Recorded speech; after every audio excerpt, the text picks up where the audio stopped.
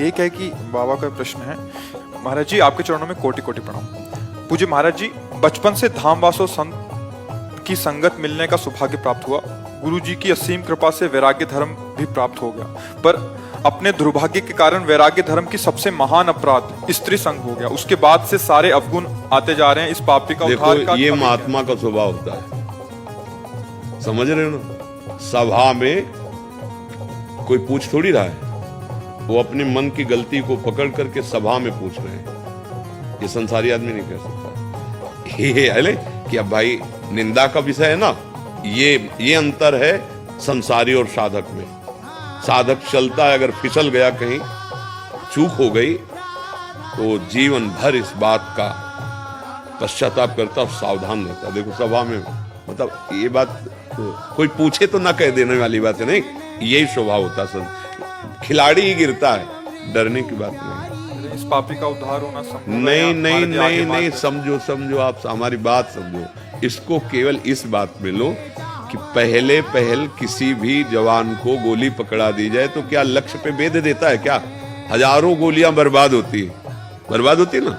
एक प्राकृतिक लक्ष्य पे निशाना साधने के लिए हजारों गोलियां बर्बाद होती है, तब जाके वो कहीं आसपास निशाने के, और फिर महीनों सालों अभ्यास के बाद झटके में एक में लक्ष्य में को भेद दिया।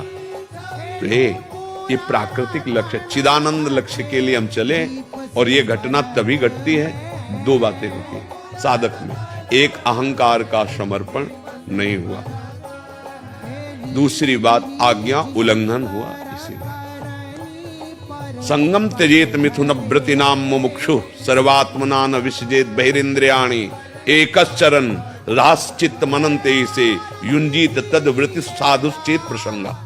सौभरी जी का श्लोक है। उन्होंने गान किया, जब मछली के भोग को देखकर भ्रष्ट वृत्ति हो गई, परमात्मा से हट करके ब्याह के लिए 50 मानधाता राजा की राजकुमारियों से ब्याह किया।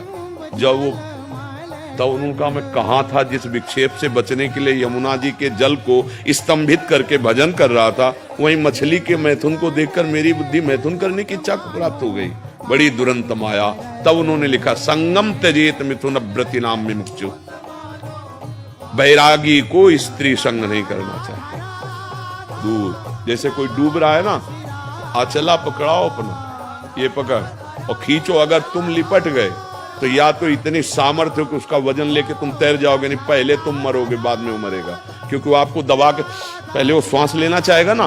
ऐसे ही विषय आसक्त पुरुषों को दूर से उपदेश कर दो, असंगो हम, असंग रहो। बात समझो, कोई कुछ नहीं, केवल हमारा प्रभु।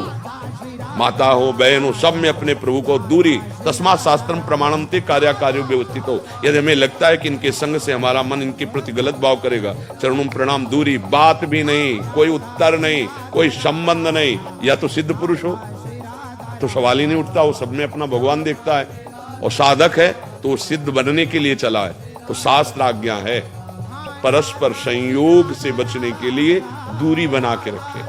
और मोबाइल ऐसी भगवान की माया की रचना है कि किसी से मिलने की जरूरत नहीं है। आप मोबाइल में यदि कुदरत से देखने लगे, अब आप बच नहीं सकते। चाहे जो कोई हो, आपको क्रिया में उतरना पड़ेगा, क्योंकि जो देखा जाता है, सुना जाता है, बोला जाता है, वही मनन होता है। जो मनन होता है वही क्रिया में उतर जाता है। अब हो गया, कोई बात नहीं। जैसे एक बार हम पीछे मरे, फिर नया जन्म हुआ ना, आज से नया जन्म मान लो। भूल जाओ उस बात को, क्योंकि उसका चिंतन जितनी देर करेंगे तो पहले तो क्रिया में हमारा नाश हुआ, अब उसके चिंतन में समय नष्ट करें वर्तमान का, छोड़ो उसे। और जो गुरु मंत्र मिला है, जो नाम मिला है, उसको, और जहां से गलती हुई है उस दरवाजे में तो कभी नहीं दिखाई देना। मतलब किसी भी तरह से आस पास उस गलती वाले क्षेत्र में नहीं होना चाहिए, नहीं बच पाओगे। एक बार जो इस दलदल में उतर गया तो कोई सिद्ध ही महापुरुष निकाल दे तो निकाल दे, नहीं तो ये जैसे दलदल में फंसे आदमी की ताकत नहीं निकल सके। वो जितना कोशिश करेगा उतने और धंसता चला जाएगा। तो एक काम भोगी वासना एक ऐसी दलदल है कि बड़े बड़े इसमें वीर फंस गए और घुटने टेक दिए। अगर निकाल सकता है तो सदगुरु जो जीवन मुक्त है, या भगवान।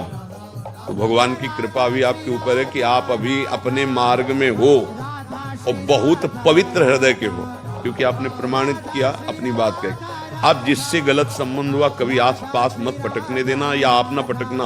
और दूसरी बात, जिस गलती से हुआ क्यों आपने संबंध बनाया? जब बैरागी हो, दूर दूर का हिसाब का किताब है, दूर आप भिक्षा लिया, भजन कर रहे हैं। अच्छा, ये प्रवचन करना, उपदेश देना, ये सही पूछो तो सिद्धों का कार्य है। भुना हुआ चना और बिना भुना हुआ चना साथ ही रख दो, एक जैसा नजर आएगा, लेकिन भुने हुए चने में चाहे जितना खाद पानी लगा दो, अंकुरण नहीं होने वाला। ऊसर बरसई तृण नहीं जामा, संत हृदय जिम उपज न कामा।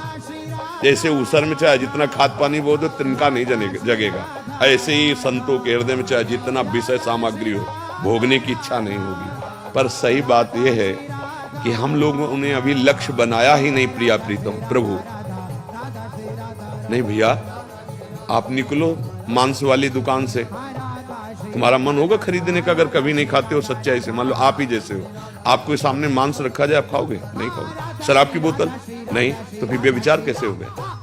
मतलब अपने सब उसी में सम्मिलित है। आपको ये नई चीज नहीं हो, पूरी सृष्टि में इसी का एक राज्य है काम का, किसी को भी रौंद सकता है। आप विचार करो, उसी लाइन की बात है। मदिरा, व्यभिचार, जीत की जुआ और हिंसा और परधन चोरी, ये महापाप एक लाइन में रखे गए हैं।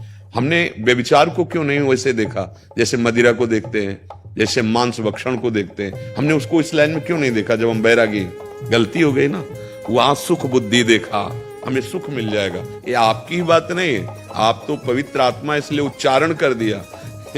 यहां उच्चारण किया जाता है पुण्य, और पाप को पी जाते हैं।